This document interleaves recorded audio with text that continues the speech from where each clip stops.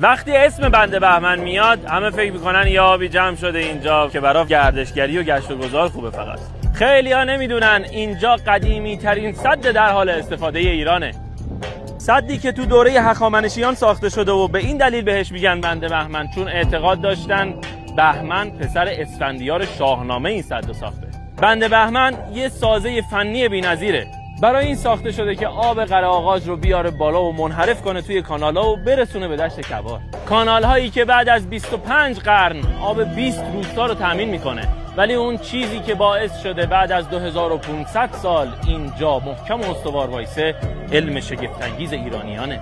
یه طرف بند بهمن کوه و یه طرفش بستر سنگی رودخونه. خاک زیر رودخونه یه خاک آهکی نه چندان محکم بوده. برای همین بند رو با سنگ‌های همین کوه با ملات ساروج ساختن تا محکم و استوار باشه.